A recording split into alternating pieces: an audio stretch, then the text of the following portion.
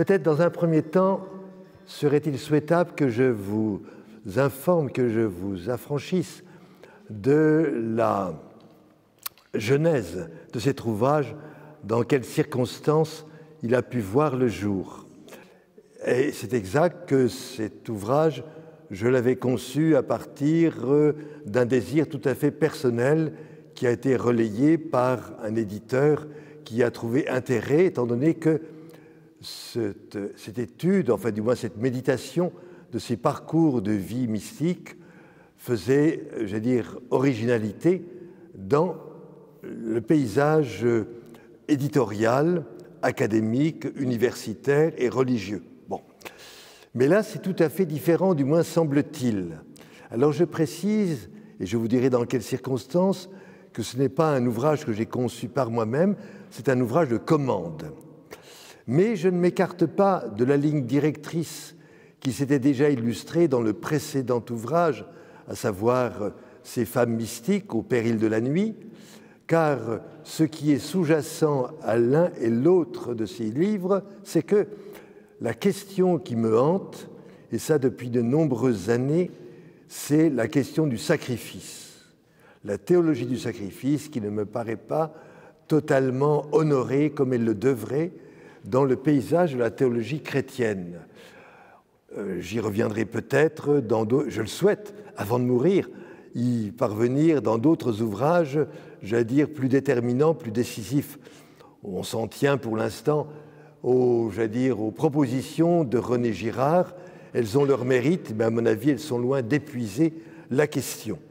Alors, les circonstances exactes, donc, vous savez comment est né l'ouvrage sur les femmes mystiques. La nuit spirituelle était une sorte d'à côté de chemin transversal qui me permettait, disons, d'aborder, de biais, la question du sacrifice, en particulier sous la figure de Mère Teresa. Parce que Mère Teresa, je m'en suis rendu compte ensuite, dans un deuxième temps, qu'elle était vraiment sa nuit, c'était la nuit du sacrifice. Quand il ne reste rien que la souffrance, et la seule souffrance qu'on puisse offrir. Bon. Alors, cette préoccupation était toujours là, bien présente, quoique non explicite. En revanche, cet ouvrage-là qui m'avait été demandé, elle a été à propos de la publication d'une série de peintures, de pastels, réalisées par une artiste française et en même temps née en Espagne en 1930, Alice Viragano, qui s'est illustrée d'abord dans le domaine de la gravure, en particulier la gravure à pointe d'argent, qui est une technique rarement utilisée, mais qui donne des résultats d'une très grande finesse. Et puis, dans toutes sortes de matériaux et de méthodes, en particulier le pastel. Et là, nous avons 14 pastels qui représentent la tête du Messie crucifié, du serviteur souffrant, chacune de ces représentations étant illustrée, légendée par un cartouche comportant simplement un verset biblique. Alors, celle qui, amie de l'artiste qui est mort, donc peut-être je vais dire à un âge raisonnable, elle est morte en 1 mois avant ma propre mère, mais ça je ne le savais pas, donc à l'âge de 85 ans, et cette amie, Catherine Orphelin, que j'avais eue comme étudiante dans les années jadis en théologie, déjà à l'école cathédrale, puis ensuite au Centre Sèvres, avait pris l'engagement auprès de cet artiste dans ses dernières semaines d'agonie, puisqu'elle a été emportée par un cancer. D'ailleurs, elle était de santé extrêmement fragile. Elle avait tenté d'entrer au Carmel, mais atteinte par la tuberculose, elle avait dû reculer devant, évidemment, cet empêchement d'irriment. Aucune communauté n'aurait voulu l'accepter, même si au XVIe siècle, ou même à la fin du XIXe siècle, on se serait réjoui d'avoir une tuberculeuse parmi les membres de la communauté, ça aurait accéléré un certain nombre de décès et donc d'entrée dans le royaume. Il suffit de relire Thérèse pour ça, hein, pour savoir qu'une épidémie d'influenza, des grippes, comme on disait à l'époque, ou de tuberculose était tout à fait bienvenue dans les murs du couvent, heureusement en clôture. Bon, heureusement pour l'extérieur.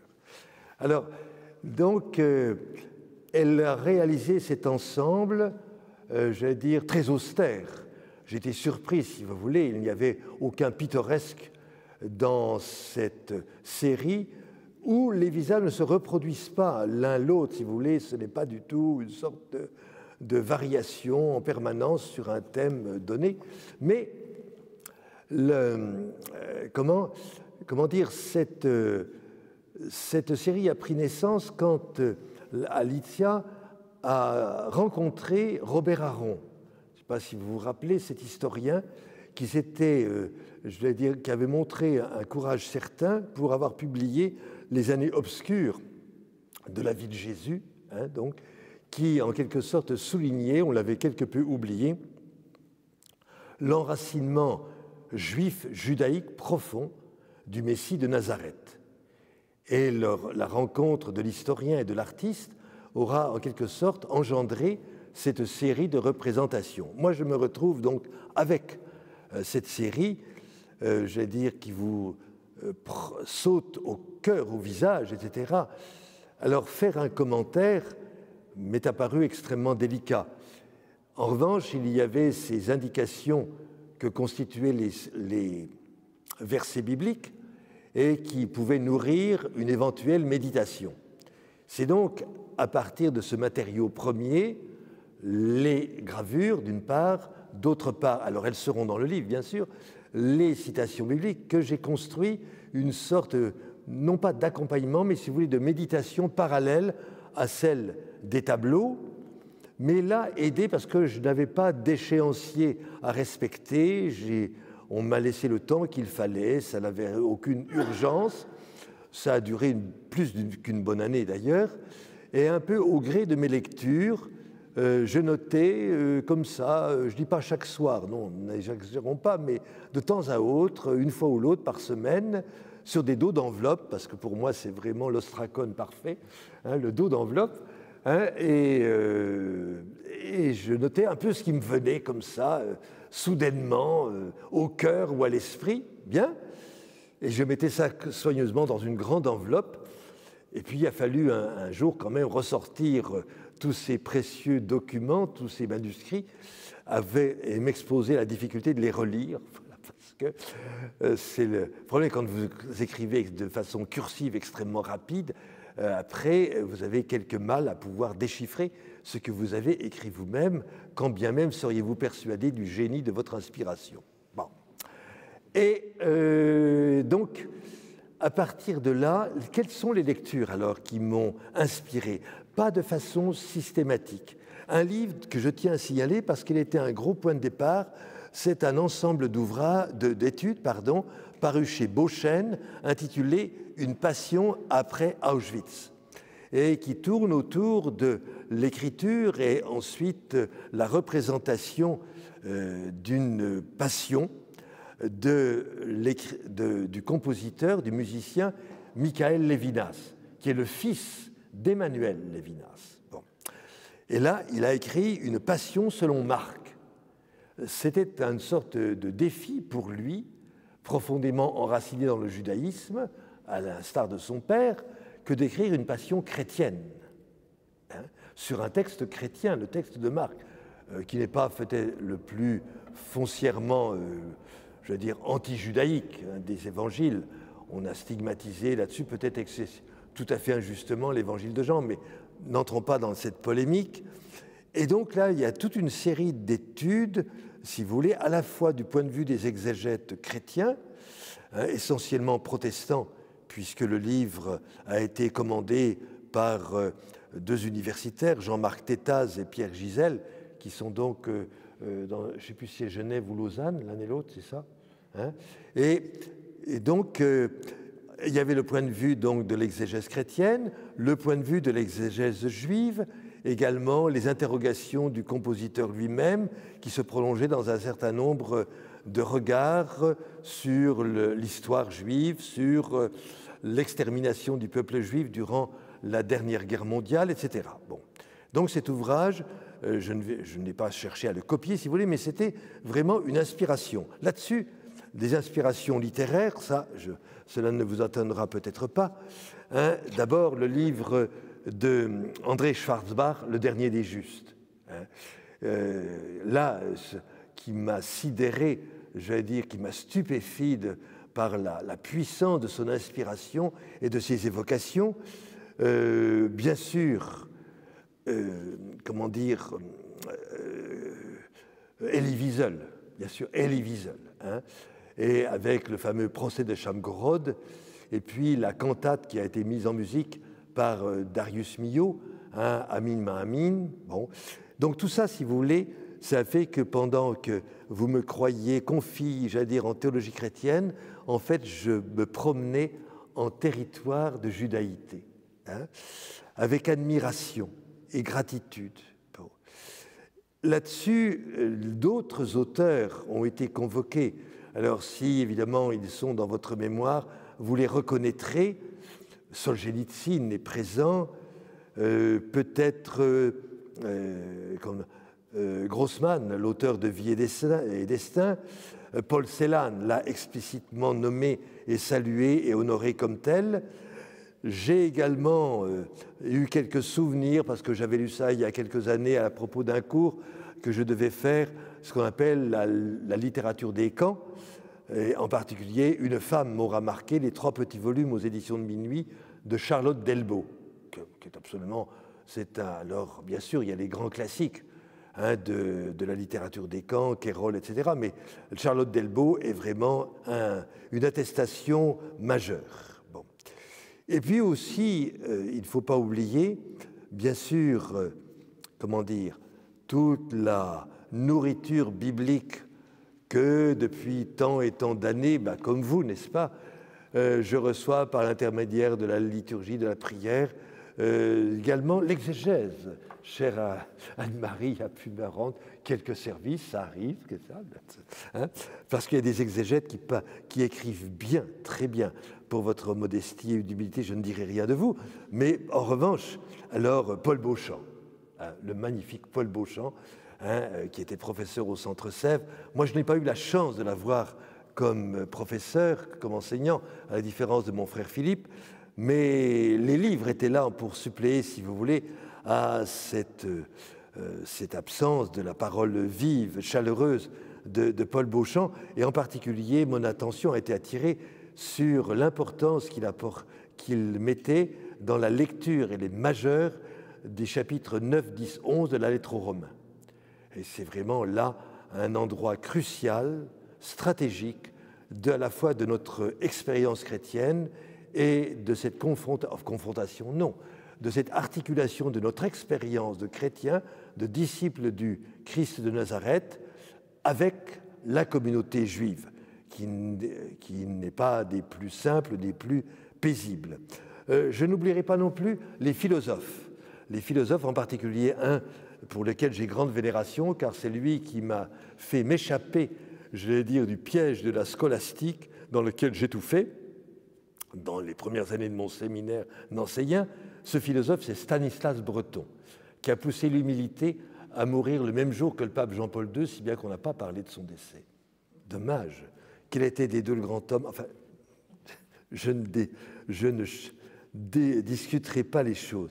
Et alors, grâce à Stanislas Breton, j'ai compris quel était le rapport entre l'Église chrétienne et, faut-il dire, l'Église juive? Peut-être. Hein. Après tout, comme disaient les pères de l'Église, on peut évoquer Ecclesia ab Abel, l'Église depuis Abel. Donc vous voyez, ça remonte quand même à très loin, les fondations de l'Église. Et là, donc, il y avait de fait ce vis-à-vis, ce face-à-face de ces deux communautés, face-à-face qui s'est résolu, hélas, trop souvent en affrontement et parfois en affrontement sanglant. Mais en fait, j'ai l'impression que la communauté juive est l'autre de l'Église. Ils sont notre altérité. Alors, pas seulement nos frères aînés, comme l'a dit Jean-Paul II, c'était déjà un premier pas, mais nous ne pouvons pas nous passer de la communauté juive. Elle nous empêche de nous renfermer sur nous-mêmes. Et là, cette altérité nous est précieuse, nous est vitale, et il faut savoir, on en reparlera sans doute à la fin, que quand la communauté juive est visée par la mégalomanie païenne, eh bien les chrétiens suivent. Le sort de nos deux communautés est intimement commun. Voilà. Alors, et puis, il y aura eu bien sûr les grands penseurs juifs, Gershom Scholem, que j'aime beaucoup, il y a eu, Benjamin Gross, il y a Stéphane Moses, et un philosophe, alors là, qui m'a beaucoup marqué, Franz Rosenzweig, hein, avec son livre majeur, L'Étoile de rédemption, pour lequel j'ai une immense gratitude, car Rosenzweig nous fait sortir, j'allais dire, de la mâchoire du piège hegelien. Enfin, nous pouvons nous libérer, et ça par un homme de foi qui aura rédigé cet ouvrage dans les tranchées en 1917. Rendez-vous compte, hein. Donc c'est un ouvrage vraiment majeur sur l'importance duquel Paul Ricoeur avait quelque peu attiré mon attention. Voilà, bien. Et donc, voilà en quelque sorte mes sources, mes inspirations. Maintenant, je pense que... Qu'allons-nous faire, Anne-Marie? Que faisons-nous?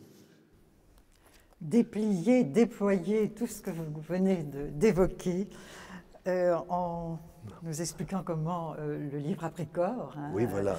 Donc, à travers toute cette préhistoire que vous venez de nous restituer, vous avez déjà dit, peut-être bien, presque tout de ce qui doit nous occuper ce soir. Voyez ce format modeste. Hein?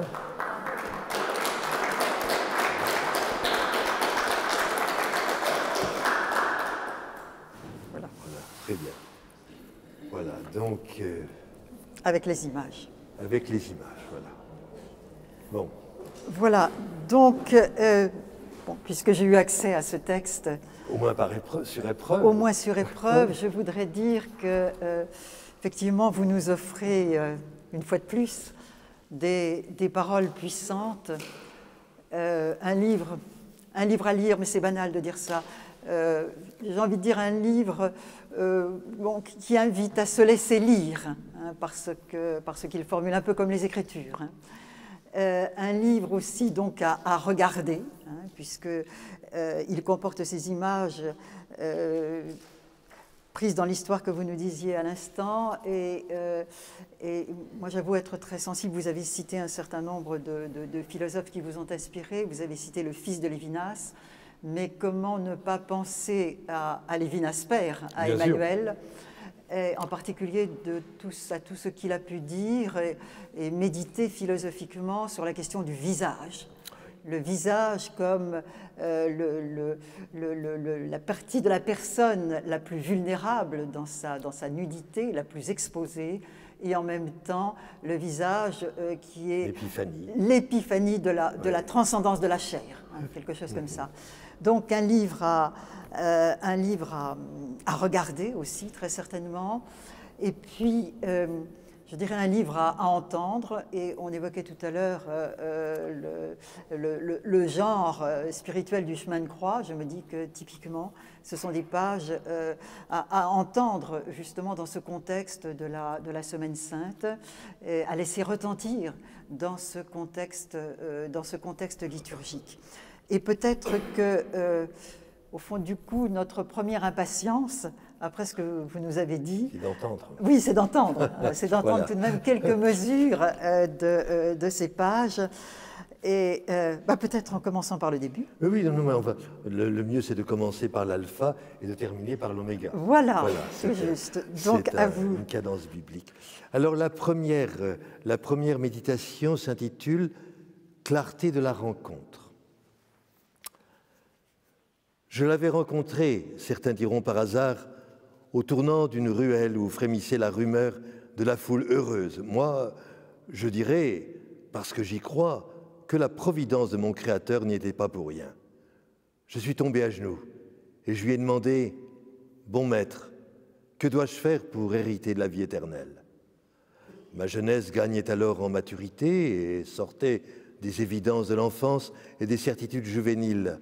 Alors, il m'a regardé, simplement, mais ce regard, comment l'oublierai-je? Il m'a regardé et dans son regard, il y avait de la tendresse et aussi peut-être une lueur de compassion affligée. Oui, il m'aimait, soudain, sans motif, sans raison.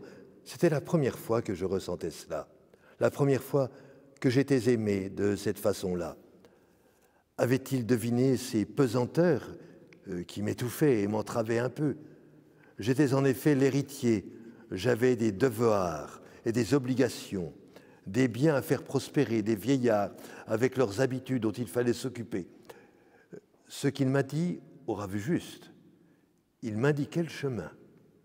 Il fallait me défaire, il fallait souffrir aussi. Mais être libre était à ce prix. Je suis parti tout triste. Je l'ai retrouvé plus tard dans la ville sainte, et c'était au temps de la grande fête, celle du grand passage de la servitude à la vie sèche et rude du désert. Désert de l'âme où celle-ci retrouve son Dieu immense et infini à perte de vue.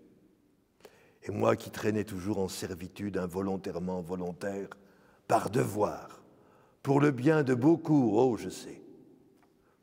J'ai entendu le bruit, le mugissement plutôt, d'une foule vociférante, hurlante, haineuse. Au tournant, il était là. Oui, c'était lui, écrasé sous le madrier qu'on lui avait placé en travers des épaules, et sur lequel, je l'ai su, on allait bientôt le clouer comme un oiseau de nuit sur une porte de grange. Ça ricanait, ça gueulait tout autour de lui. Il tentait de se relever et de reprendre la route. La foule hennissait d'un plaisir féroce. Je voyais ça, tétanisé. Lui, le Messie, comme on le colportait quand il était dans mon pays, la Galilée. Il a relevé la tête, dégoulinant de sang, et il m'a regardé. Ah, je ne saurais pas trop te dire. Il m'a regardé, et dans ses yeux, toujours la tendresse, mais qui m'implorait cette fois. Ne me laisse pas, ne m'abandonne pas, suis-moi, sois avec moi. Je l'ai reçu d'un coup, cette supplique, et je l'ai suivi sous le ciel noir. Alors vous aurez reconnu bien sûr l'épisode biblique et évangélique du jeune homme dit riche, mais il y a également, j'allais dire, des souvenirs de Lita Bassé, la pastourelle protestante, qui m'impressionne beaucoup. Il y a également des allusions à une pièce d'Henri Guillemin, et puis peut-être un salut très discret à Marie-Noël. Bon. Mais rassurez-vous, il n'y a pas de note en bas de page pour expliquer toutes ces références. Voilà. La finale, vous allez voir, c'est pas triomphant, c'est pas glorieux, c'est pas... non, c'est quelque chose de... C'est la douceur du matin de Pâques ou peut-être du samedi saint. Voilà, les allusions, elles sont d'ailleurs... Parce que toutes les citations explicites sont en italique dans le texte, c'est le Cantique des Cantiques. Et puis, il y aura peut-être là également un salut à Rimbaud tout à la fin, vous le reconnaîtrez. Cette dernière imitation s'intitule « Le premier jour de la semaine à la pointe de l'aurore ». Nous avons jugé selon notre justice, mais notre justice ne voyait que ce qui est visible. À son aspect, nous l'avons reconnu comme un homme, et comme un homme irréligieux, blasphémateur de la loi, prévaricateur du Shabbat, coupable en un mot. Nous l'avons mis en croix et fait descendre aux enfers. Il descend les degrés qui mènent à la mort, comme le soleil au cadran d'Ézéchias s'en va vers son couchant. Souffrance zénitale. Le silence entoure son visage exsangue et Véronique en garde le mémorial.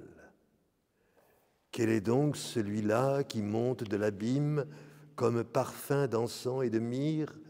Ses cheveux sont humides des gouttes de la nuit. Dans un nuage de... Non, pardon. D'une rosée de printemps, formidable héros, semblable à l'aurore, brillant comme le soleil, armé de flèches de feu, car l'amour est fort comme la mort, la passion plus terrible qu'une bataille d'hommes. Voilà de quoi nous faire pénétrer dans cette manière d'écrire qui est la vôtre, j'ai envie de dire, dans ce style, mais non pas en entendant style au sens rhétorique du terme, mais plutôt comme une manière de se tenir dans la passion, dans la méditation de la passion, et de se tenir pour ce faire eh bien, dans les Écritures. Parce que ce qui frappe immédiatement lorsqu'on lit ces pages dans tout le volume du livre, c'est cette manière dont toutes les Écritures sont convoquées, sont mises en mouvement, se répondent, et sous la forme de toutes ces citations, alors qui ne comportent pas d'ailleurs de référence. Hein, oui, donc, on allège justement simplement des italiques et encore pas toujours. Bon, Ézéchias encore. Oui, mais ça c'est Jean Grosjean qui est là. D'accord. Voilà. Grosjean. Et puis c'est Isaïe 38 quand même. Bon. Oui, oui. Mais à travers cela, je crois que vous nous donnez une grande leçon. Justement d'intelligence chrétienne, en l'occurrence d'intelligence de ces jours de la Passion, qui ne sont accessibles vraiment dans tout leur sens que lorsque l'on reparcourt la totalité des Écritures. Et on se met à entendre les résonances de toutes les Écritures qui convergent finalement jusqu'au jour de Jérusalem. Et là, en vous lisant, on se dit que, d'une certaine manière, les Écritures bibliques sont devenues votre langue. Elles vous servent de langue. Ce n'est pas faux. Voilà. Et je me disais justement que, en ce faisant, vous êtes de la grande famille des théologiens des premiers siècles, hein, qui ne méditent le mystère de la foi qu'en passant par les Écritures. Et puis je pensais aussi à cette invitation que le pape François nous fait à nous tous, chrétiens baptisés, dans Amoris Laetitia. Vous vous souvenez peut-être qu'il y a un premier chapitre où il pointe les Écritures hein, comme le lieu où se tenir hein, pour réfléchir tous ces problèmes très, très, très concrets de notre anthropologie chrétienne, de notre vie morale, etc. Et il invite tous les chrétiens, j'y insiste tous, nous tous, pas simplement les théologiens, les exégètes, les prédicateurs, tous les chrétiens, à prendre les Écritures comme compagnes de voyage. Oui. Comme viatique. Oui. Comme viatique. Comme viatique, mais bon, de façon encore plus, je dirais plus sensible, comme compagne de voyage. Oui, et là, c'est la route d'Emmaüs. Alors c'est la route d'Emmaüs, effectivement.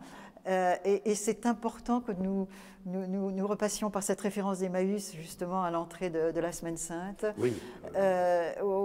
C'est tout de même nous enseigner que nous entrerons dans le mystère de la Passion et de la Résurrection, finalement, à hauteur de ce que nous engageons de mémoire scripturaire.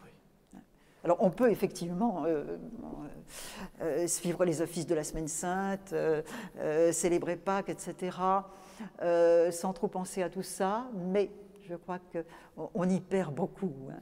C'est tout de même, ce que nous allons célébrer, c'est l'accomplissement d'Écritures saintes, des Écritures d'Israël, que nous l'avez rappelé tout à l'heure.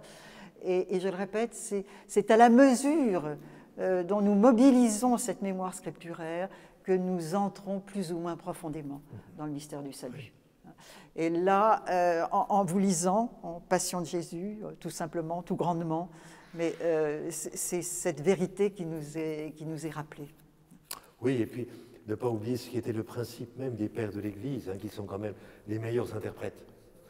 Je ne veux pas, si vous voulez, rabaisser le mérite de l'exégèse moderne, et certainement, elle a eu ses mérites. Oui. Mais bon, c'est l'écriture qui s'explique par elle-même. Oui. C'est ça, c'est-à-dire que faire résonner symphoniquement, pourrait-on dire, les Écritures nous permet de les comprendre et en même temps de nous comprendre nous-mêmes, les lecteurs. C'est-à-dire que quand je lis les Écritures, ce sont les Écritures qui me lisent, moi. Ça, c'est Jean-Louis Chrétien, le philosophe, qui était prof à la Sorbonne, qui l'a affirmé dans un article remarquable, être lu par les Écritures.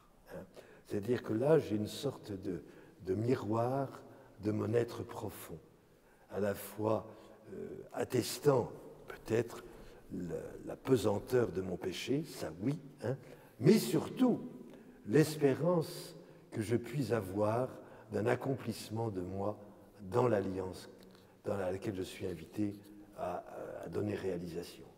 Voilà. Oui, je rebondirais peut-être aussi, parce que ces Écritures, ce que nous appelons les Écritures, ce que le récit d'Emmaüs appelle les Écritures, c'est l'Ancien Testament, bien évidemment. Oui, la Bible juive. C'est la Bible juive, c'est le Premier Testament, l'Ancien Testament, effectivement. Et je ne suis pas certaine que nous mesurions toujours assez le caractère indispensable de ces Écritures. Je veux dire que bon, nous entendons la première lecture à la messe, prise dans l'Ancien Testament, mais au fond, peut-être nous faudrait-il réfléchir plus profondément de temps en temps au fait que, alors, oui, vous dites ces Écritures nous déchiffrent, le Premier Testament a tout de même pour première fonction, à travers l'expérience propre d'Israël, de déchiffrer l'expérience humaine, de déchiffrer bon, ce que sont les problèmes de fond de la condition humaine. Par-delà ce que nous-mêmes simplement nous en appréhendons. Il nous faut la révélation de Dieu pour nous faire percevoir, je ne sais pas que... combien d'entre nous, combien d'hommes d'une façon générale pensent que, au fond, quel est le grand problème de l'humanité? Si vous posez la question, beaucoup vous répondront, mais c'est que nous sommes mortels, voilà le grand drame. Et voilà que les Écritures bibliques nous révèlent, pas à pas, à travers le long cheminement d'Israël, qu'il y a peut-être un problème plus profond, plus essentiel, qui devance ce drame de notre mortalité. Et ce problème, c'est celui du péché. C'est que nous disons que nous détestons la mort et en fait, nous sommes complices de la mort à travers notre pente quasiment inéluctable qui nous dirige vers le péché. Et donc, toutes ces Écritures sont une véritable pédagogie qui nous déchiffre et qui nous enseigne du coup que nous avons besoin d'être sauvés, ce qui n'a pas du tout de soi. Interroger autour de vous, a-t-on besoin d'être sauvé? Ce n'est pas du tout évident. Je pense que beaucoup nous diraient de quoi. Enfin, et de quoi? Et nous-mêmes, si nous allons jusqu'au bout de cette interrogation, de quoi avons-nous besoin d'être sauvés? Exactement. Voilà. Donc, ces Écritures bibliques sont un véritable laboratoire. Et je les enseigne depuis longtemps. Et plus je les fréquente, plus je suis émerveillée de cette capacité qu'elles ont de nous déchiffrer, d'aller au cœur des véritables problèmes, y compris de notre monde contemporain, malgré leur distance. Parce qu'avant, tout ça, c'est écrit. Oui, mais c'est l'immémorial. Oui. C'est ça, donc la distance temporelle oui. joue pour peu de choses. Un exemple, si vous voulez, pour qu'on soit clair. Par exemple, sous la Vulgate freudienne, nous sommes tous persuadés que le grand problème, je veux dire, qui empoisonne les relations humaines, c'est le complexe d'Édipe.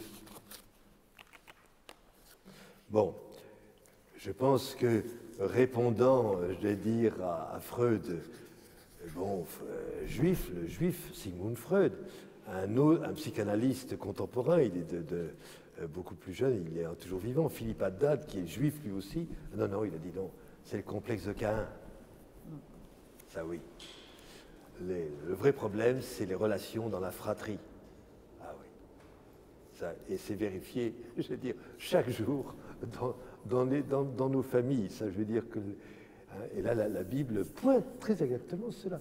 Elle sait cela dès le début. Oui, c'est ça. Chapitre 4 de la Genèse. Oui, oui. Et la Genèse se termine par chapitre 37 à 50. C'est tout de même l'histoire de Joseph. C'est une histoire de frère. Frère, exactement, toujours. La fratrie, là. Père Marxer, avant que nous ne continuions à nous enfoncer dans ces écritures, tout de même, j'ai envie de revenir un instant sur ce texte final, le premier jour de la semaine à la pointe de l'aurore, donc qui fait une belle démonstration justement de cette manière de brasser les écritures, de les faire se répondre mutuellement. Donc il y a le texte de l'hymne des Philippiens, donc allusion à l'histoire d'Ézéchias, etc. Il y a le cantique des cantiques, bien sûr. Et puis il y a Rimbaud. Et tout de même, votre dernier mot... Le prophète.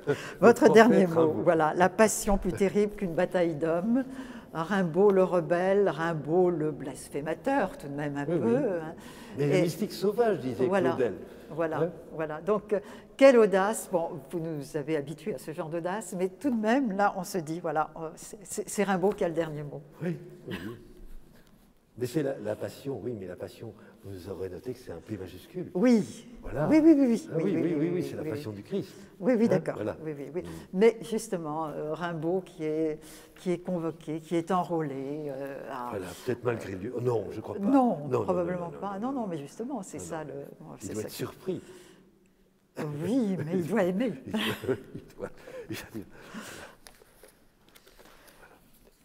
Oui, donc on continue peut-être sur la question des Écritures. Continuons, oui. Alors, puisque j'ai l'avantage sur vous d'avoir lu, je peux vous dire un peu d'avance ce que vous allez trouver et ce dont vous allez, je pense, vous enchanter.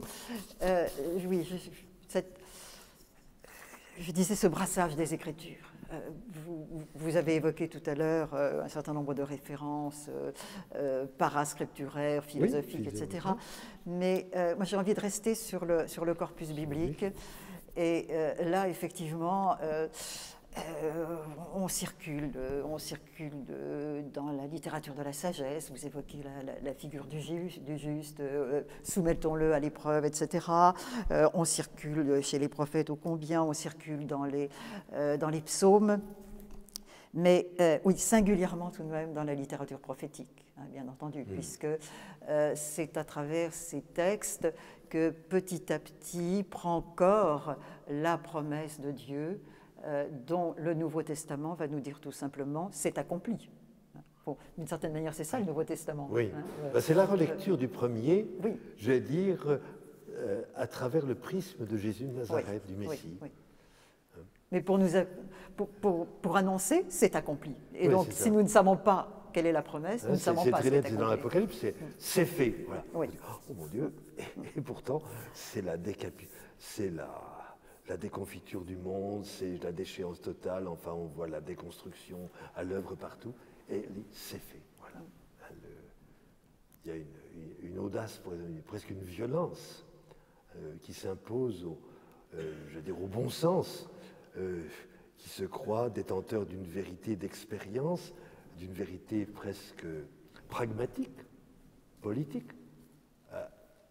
L'Apocalypse dit, voilà, c'est fait. C'est fait, et c'est encore en attente. Il faudra peut-être y revenir. Oui, c'est ça les deux. Mais donc, dans ces textes de l'Ancien Testament, dans ces textes prophétiques, bien sûr, le livre d'Isaïe a une part majeure. Oui, avec...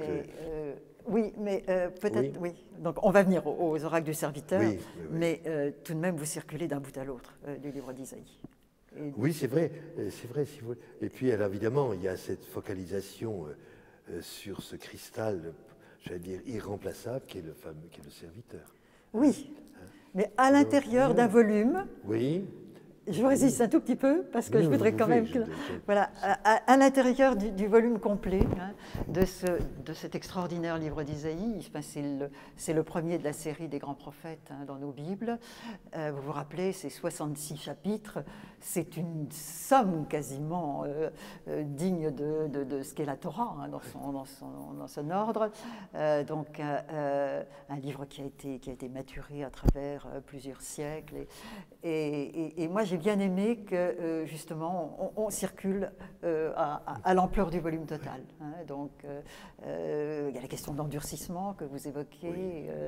Il y a on entend retentir tout d'un coup la question du chapitre 11, veilleur où en est la nuit. Hein. Oui. Donc, tout ça est convoqué. Et alors, avec, bon, bien sûr, un sort tout particulier qui est fait au chant du serviteur. Au chant du serviteur. Oui. Mais là encore, bon, il va falloir focaliser notre propos sur le 4e chant, oui. mais les autres aussi sont là. Hein, sont là, donc, oui. C'est-à-dire que les chants du serviteur, bon, c'est vrai que cette figure est je dirais, majeure, elle est centrale, elle est cruciale dans l'ensemble de la méditation et de l'ouvrage. Alors, je dois dire que, bien sûr, peut-être que vous allez nous révéler l'énigme de l'identité du serviteur. Ah non, surtout bien pas. Surtout pas, bien sûr. Pas, non, voilà. Non, je pense qu'on ne sait pas. Mais la souligner, au contraire. La surligner. Voilà, oui. Parce que, à la fois, si vous voulez, le serviteur, bien sûr, la lecture chrétienne y a vu la préfiguration du Messie crucifié, ça certainement. Hein. Mais je n'ai pas pu, si vous voulez, désolidariser cette figure du serviteur de la communauté d'Israël. Et en quelque sorte, manière de dire que le sort du Messie crucifié, je veux dire, bon, ça n'annule pas le mois du monde, la résurrection, mais continue à travers le destin déchiré d'Israël. Et ce n'est pas sans raison pour moi que Pascal a pu écrire que Jésus était en agonie jusqu'à la fin du monde. D'une certaine manière, alors le serviteur, vous verrez, à la fois les allusions à Jésus de Nazareth sont très perceptibles, et en même temps, à certains moments, on se dit, mais est-ce comment dire, l'homme de Nazareth, ou est-ce que c'est la communauté d'Israël dont il parle? Surtout qu'à la fin, il y a une sorte de dédoublement, si vous voulez. Il y a le Messie, il y a le serviteur et il y a le juste. Donc, il y a une sorte de tripartition. Hein, mais je n'ai pas à présenter d'excuses pour cela. Je pense que le texte est suffisamment puissant pour s'autoriser, pourrait-on dire, cette lecture à plusieurs entrées. Hein, et que ce qui est dit du Messie, du Christ de Dieu, peut l'être aussi, tout aussi bien, de la communauté de l'Alliance d'Israël. Hein. Oui, je crois qu'il ne faut pas du tout s'en excuser. Enfin, le texte est fait pour nous mettre en face d'une figure énigmatique et pour poser la question de qui va réaliser cette figure du serviteur. Oui. Il faut peut-être rappeler tout de même que c'est le 4e chant, donc oui. qui vient après trois premières évocations de ce serviteur.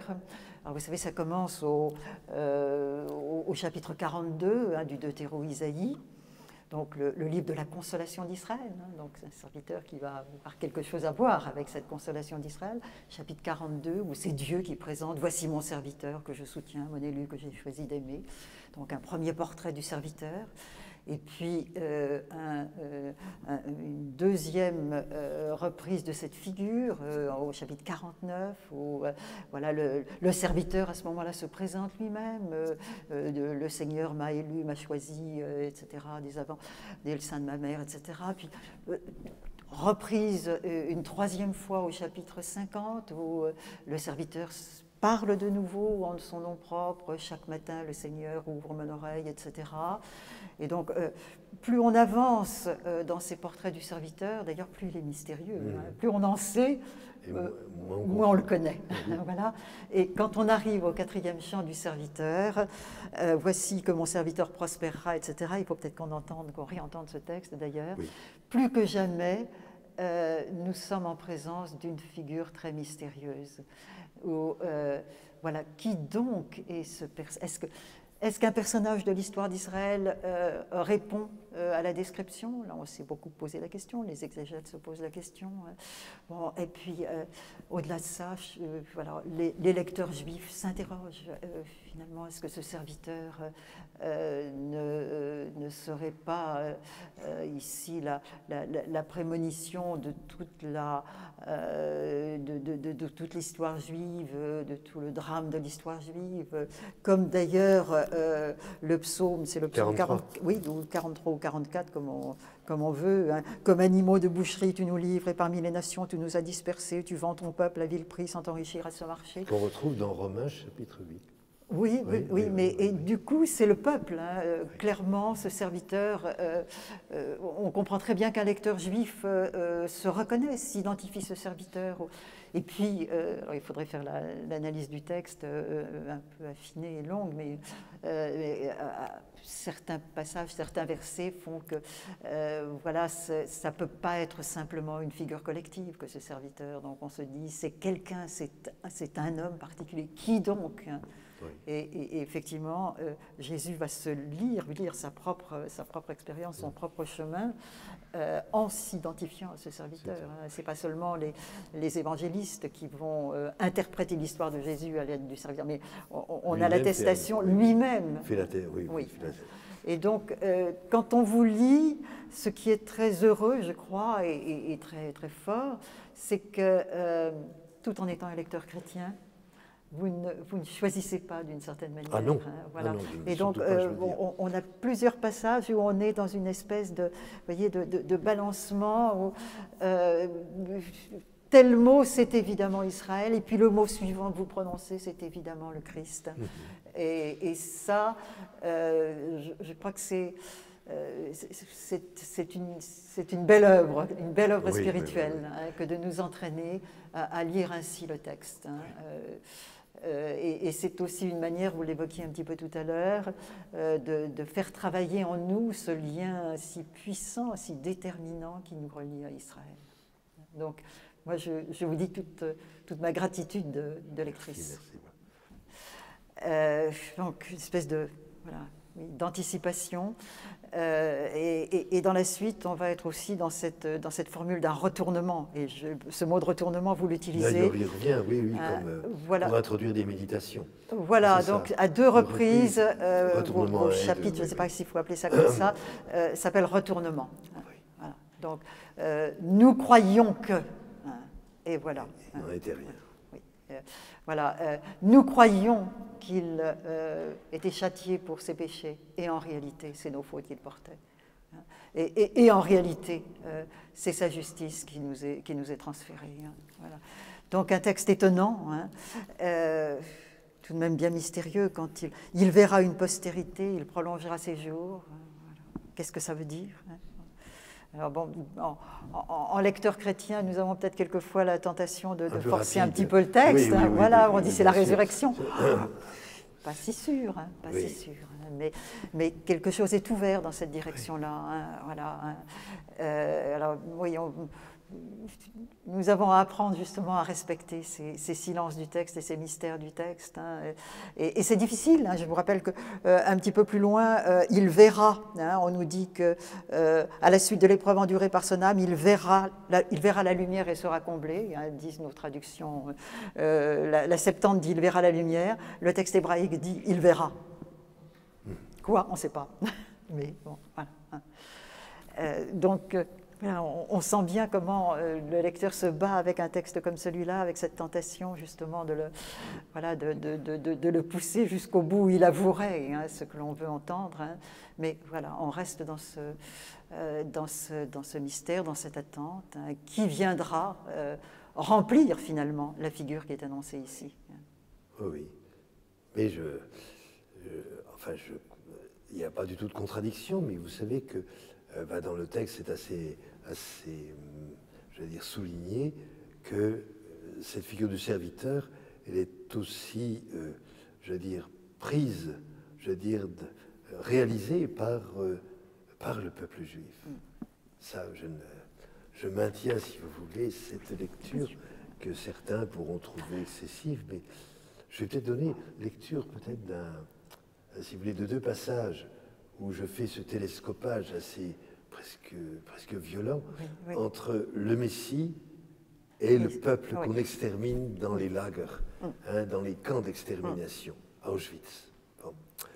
Et voyez, le Messie est sur son chalit, en cette nuit sans lune. Il entend grognements et soupirs et gémissements, halètements, cris étouffés d'une terreur qui n'a plus la force de se dire.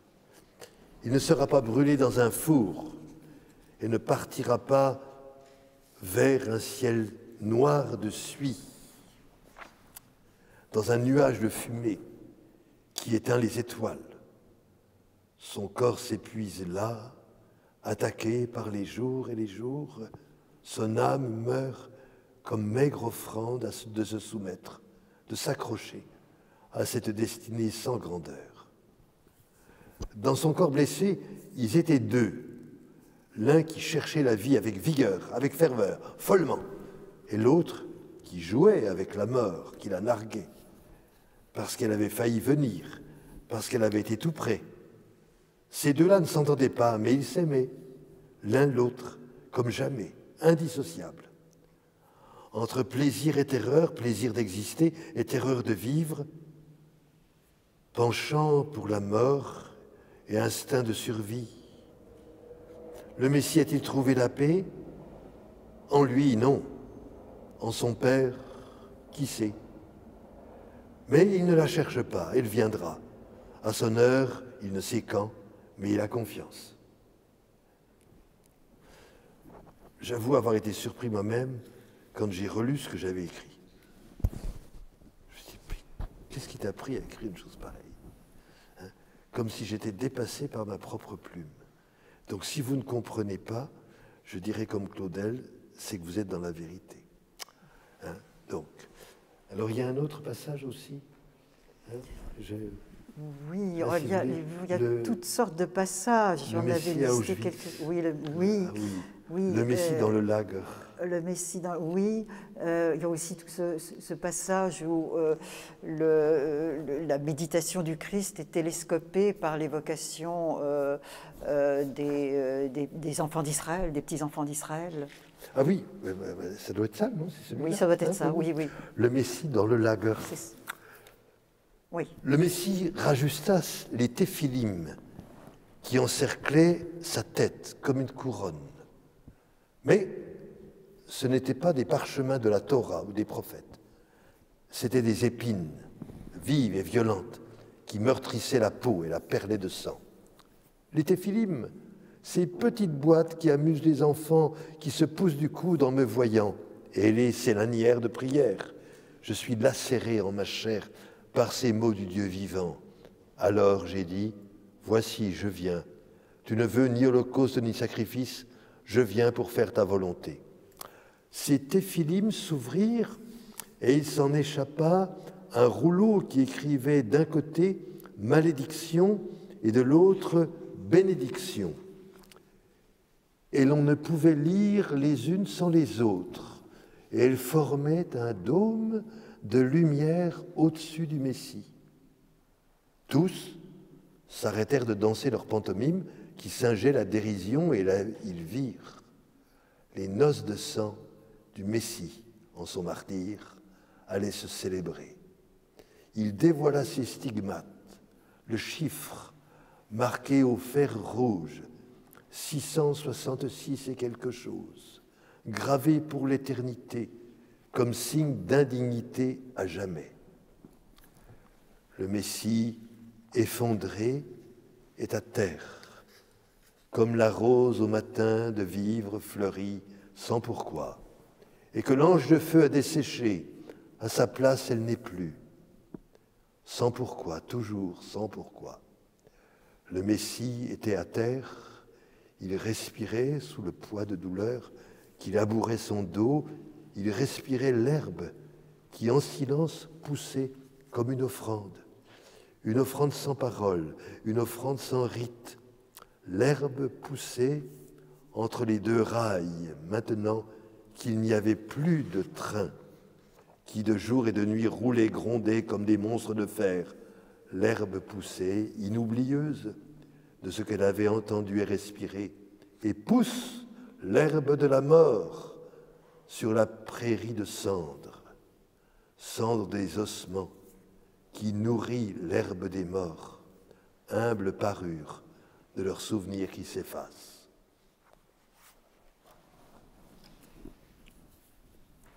Oui, je pense que tout un chacun ici est saisi par cette vision. Oui, ben vous avez la photo des deux rails qui rentrent dans le camp d'Auschwitz. Oui. C'est ça qui m'a, d'un coup j'ai vu. Et l'herbe qui repousse, nourrie de la cendre des morts. Oui. Et dans le peuple juif qui a été ainsi humilié, torturé, massacré, le Christ est présent. Oui. Et c'est la plainte du Christ que vous entendez dans la plainte d'Israël que relaie si puissamment, en particulier Elie Wiesel, hein, quand il fait défiler tous les patriarches, toutes les grandes figures d'Israël qui viennent interpeller Dieu pour lui demander justice de tout ce qui se passe. Hein, voilà. Et au fond, ce pourquoi m'as-tu abandonné du Christ, c'est aussi le pourquoi m'as-tu abandonné du peuple juif dans cette épreuve. Voilà.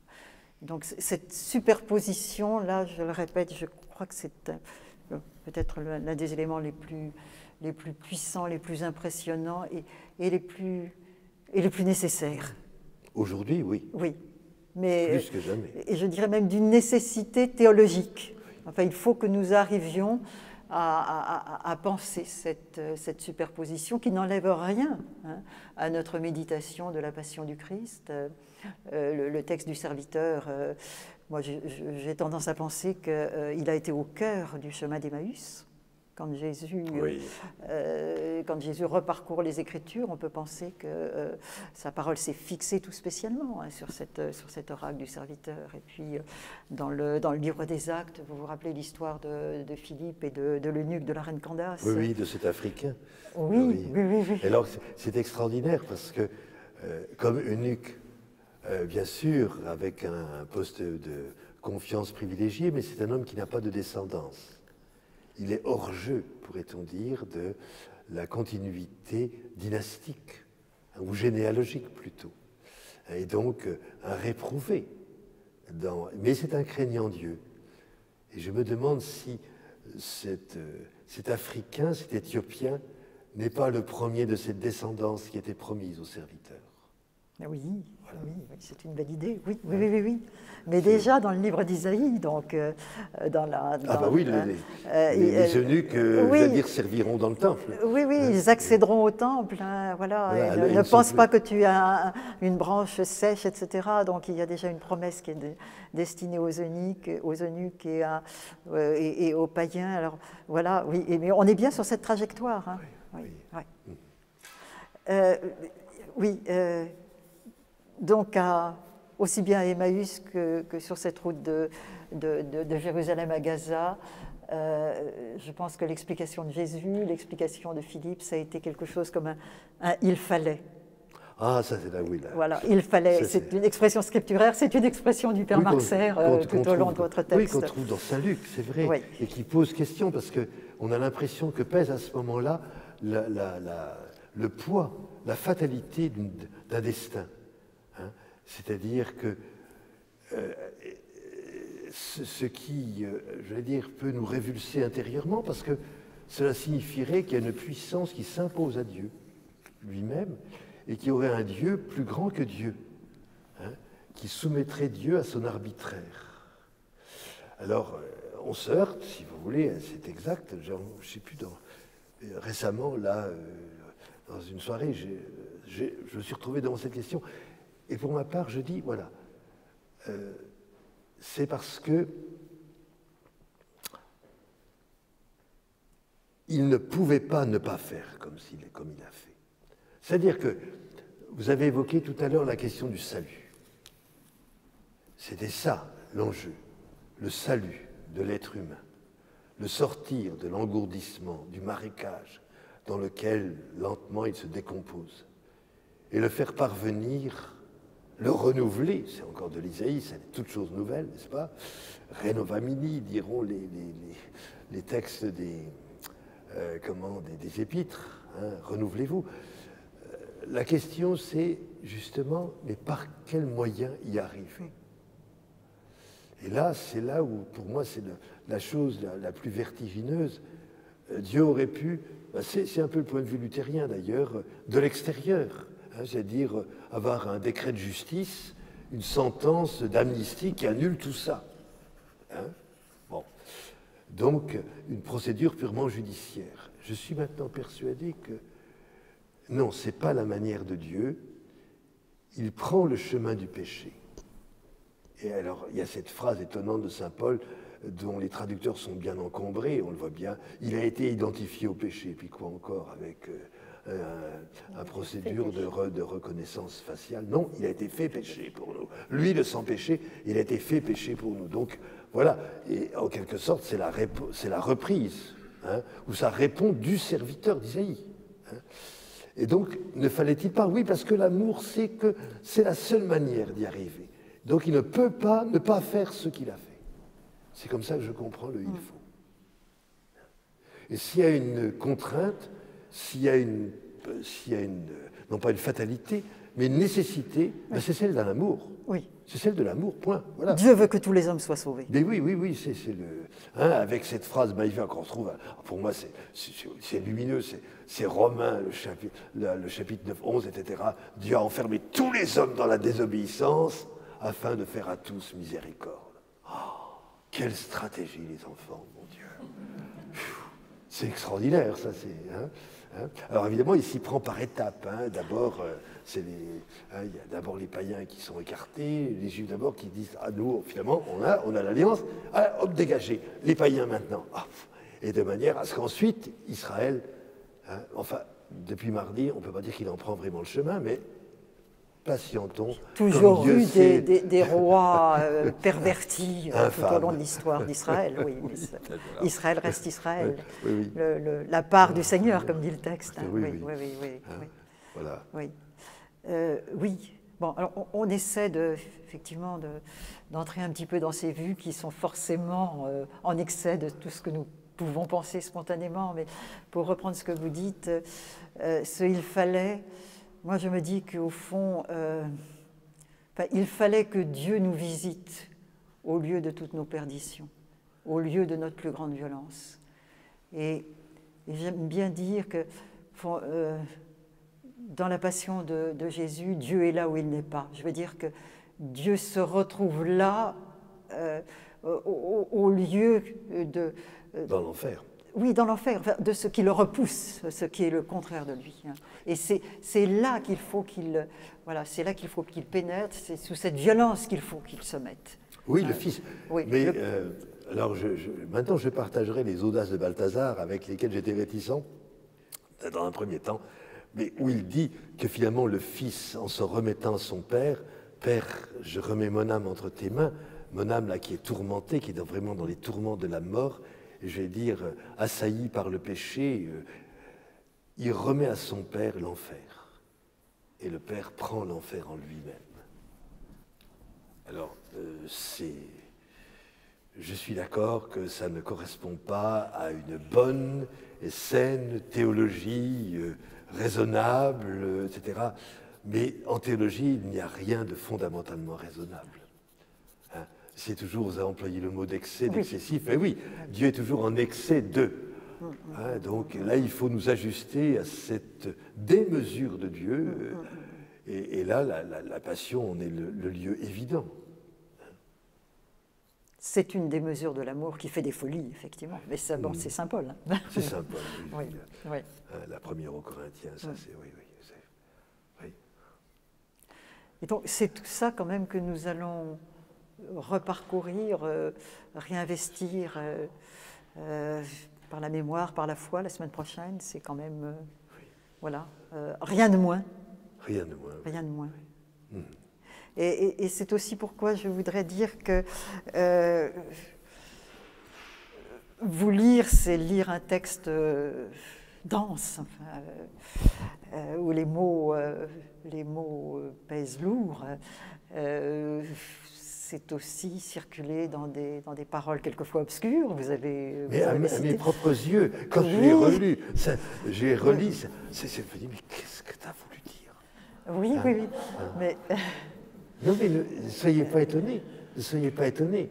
Alors, je ne vais pas prétendre à l'inspiration, mais quelquefois, la plume vous emmène plus loin que vous ne voudriez ou pensiez parvenir. Oui, mais c'est peut-être, du coup, c'est peut-être cet élan, cette errance, peut-être, oui. C'est quand même quelque chose qui nous rappelle que, effectivement, ce dont nous parlons, là, nous attire au-delà, hein, toujours au-delà de ce que nous pouvons penser. Et c'est pour ça, d'ailleurs, que chaque année, nous reparcourons ces jours saints, et c'est jamais la même chose, et c'est toujours plus loin, et c'est toujours plus vertigineusement impressionnant. Voilà ce que Dieu fait. Hein. Oui. J'aime bien dire, Dieu fait des folies, vraiment. Voilà. Hein. Oui.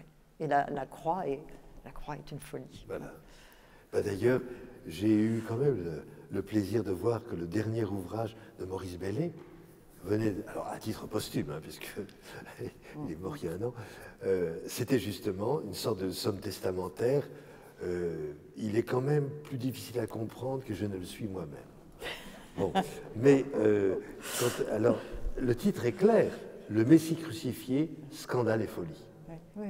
Ah oui, donc là c'est un peu le point terminal de son itinéraire si passionnant, oui. Si audacieux, si téméraire, hein, et là il en arrive à ça. Le Messie crucifié. Oui. Mais le point d'arrivée, si j'ose dire, de Maurice Bellet, là aussi qu'il faut que nous lisions. Enfin, c'est une œuvre qui nous est offerte maintenant. Maurice Bellet est mort, mais il reste ses textes. À la fin de ses jours, il ne restait plus dans la bouche de Maurice Bellet qu'un mot, agapé. Oui. Et c'est bien, parce que, bon, charité, c'est un mot un peu difficile. Hein. Oui. Amour, c'est un mot aussi, on passe tellement de marchandises de mauvais aloi, là. Mais l'agapé, voilà, c'est ça qui restait au terme de cette longue vie et de cette longue méditation de Maurice Bellet, l'agapé, hein, et qui est folie, effectivement. Oui, hein. Oui, qui est déraisonnable. Oui, hein. oui. C'est vrai. Et bon, en vous écoutant et avec les propos que nous échangeons, je pense à cette phrase d'Origène que j'aime bien. Origène dit de Jésus, il est venu pour être révélé, pour être manifesté, révélé, mais il est venu aussi pour demeurer caché. Je crois que là, il y a une grande sagesse que les chrétiens que nous sommes ont à reconnaître, à accueillir et à mettre en œuvre. Hein. Savoir que nous sommes forcément au seuil du plus grand mystère. Hein. Et les secrets de Dieu nous sont partagés incontestablement à travers, déjà à travers le mystère de l'incarnation, à travers le mystère pascal, mais tout ça, ça doit nous trouver émerveillés et dans cette conscience que tout ça nous attire plus loin que nous ne saurions aller tout seuls, bien entendu. Oui, et puis ça nous fait comprendre aussi la douloureuse actualité à laquelle nous sommes soumis. Ah oui, parce que là, que fais-tu? Réveille-toi, Seigneur. Regarde, nous sommes comme des brebis d'abattoir. C'est vrai, c'est exactement... Enfin, on n'est pas encore mené à la guillotine, puisqu'elle ne fonctionne plus. Mais, je vais dire, il y a quand même... non, mais il y a je vais dire, on est quand même soumis à la vindicte d'une opinion publique. Hein, c'est vrai. Nous sommes des humiliés. Hein. Alors, bien sûr, on va souhaiter que toutes sortes de manœuvres soient entreprises, d'assainissement du corps clérical, du corps ecclésiastique, tout ça. Très bien, c'est nécessaire, c'est nécessaire. Mais en même temps, c'est peut-être à ce mystère de passion que nous sommes en ce moment même conduits, pas de la manière dont on l'aurait envisagé. Voilà. humiliés par notre propre péché. Oui, oui, c'est ça. Alors là, parce que là, on en a... et on ne peut pas se défausser sur j'ose pas dire les brebis galeuses, mais si c'est des brebis galeuses, c'est des brebis du troupeau quand même. Alors donc, comme disait, j'aime bien le curé de Torcy qui dit à son jeune, dans le roman de Bernados, qui dit, écoute, nous sommes d'abord des pasteurs, hein, donc il faut... donc il y a les brebis, il y a les agneaux, il y a les moutons, il y a les boucs. Tu ne vas pas les mettre dehors. Un bouc, ça sent mauvais. Eh bien, au jugement, le Christ nous demandera, qu'avez-vous fait des boucs? Ah, voilà. Oui, non, mais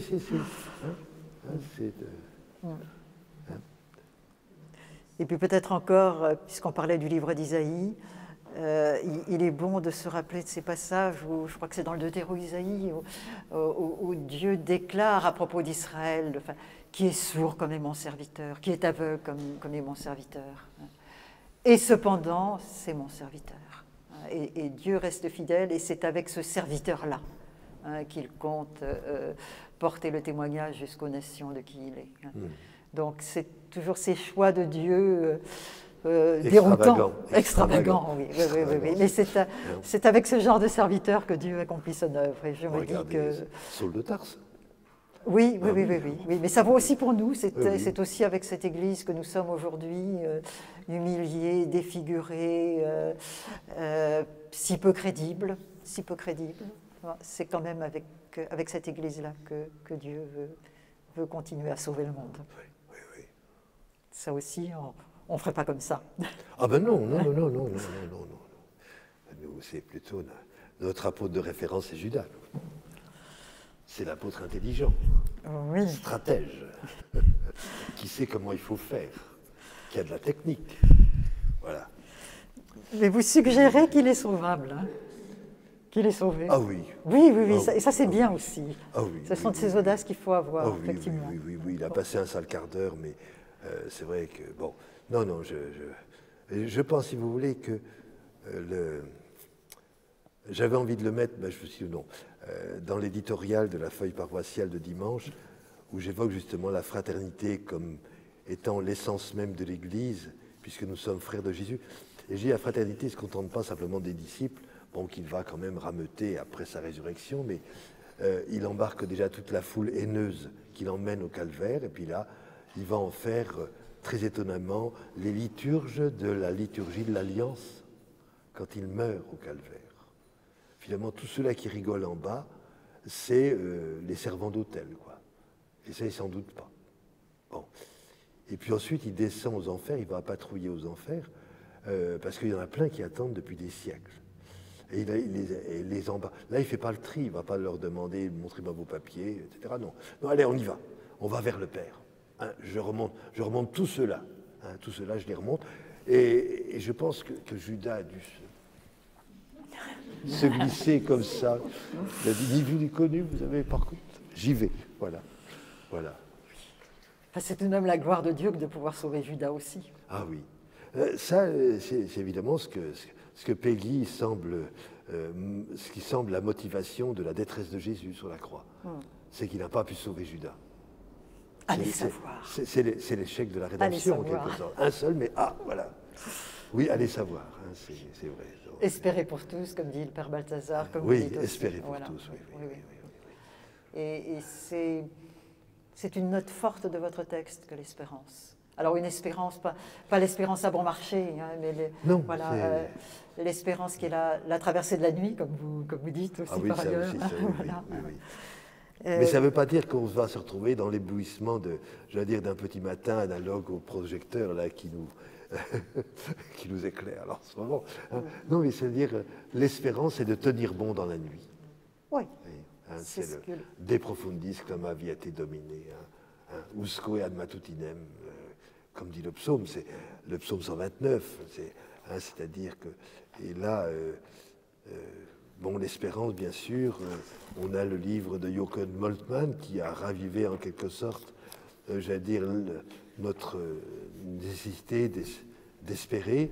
Il y avait Peggy quand même du côté catholique qui nous avait dit ce que c'était que l'espérance. La foi, dit Dieu, que je préfère le plus, que j'aime le plus. hein. Mais bon, l'espérance marxiste, je vais dire, s'était évanouie en billettes. On ne peut pas dire que l'espérance du libéralisme sous la férule duquel nous nous trouvons soit vraiment tellement enviable, soit tellement désirable, hein. Nos contemporains semblent n'avoir comme espérance que la fin du mois, ben oui, pour ne pas tenir compte de la fin du monde. Et donc là, nous avons à maintenir, en dépit de tout, comme dit Paul, hein, au chapitre 4 de Romains, malgré tout, hein, espérant contre toute espérance. Hein, il a cru. C'est ce que dit le frère Christian de Chergé. Oui, oui, oui. Espérer quand on n'a plus d'avenir. Oui. Tenir dans l'espérance. Voilà. Sachant Quand on n'a plus d'avenir. Oui. Je Oui. peux vous lire? Allez-y, oui, oui, j'en serais heureux. Quelques lignes justement sur l'espérance. Le Messie qui gisait, qui respirait, qui haletait à terre, ne demandait pas la morale, il ne demandait pas la vengeance, il ne demandait que l'espérance. Et c'était là son innocence à lui, l'agneau qu'on allait tondre, que l'on menait à l'abattoir. Sa souffrance, c'était là. Elle espérait, car il n'y avait rien à racheter, mais seulement à espérer. Et il n'y a à espérer que lorsqu'il n'y a plus rien, plus d'espoir de rien, ni de liberté, elle est écrasée sans plus, ni de dignité, elle est bafouée. Il n'y a plus de dette à honorer, car cette dette est insolvable, et le malheur ne sera pas le prix à donner en échange. Comment rétribuer la vie insatiable? Le Messie a lu dans le livre et il a saisi que tu ne voulais ni holocauste ni sacrifice. Alors il a dit, « Voici, je viens, mon Dieu, pour faire ta volonté. » Et c'est le psaume 40. Repris par la lettre aux Hébreux. Repris par la lettre aux Hébreux et repris par vous tout au long de cette page. Tout le temps, oui, oui. Voilà. Voilà, je vous remercie, Anne-Marie. Voilà.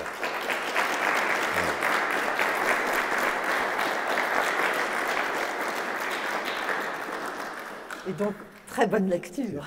Oui. Oui.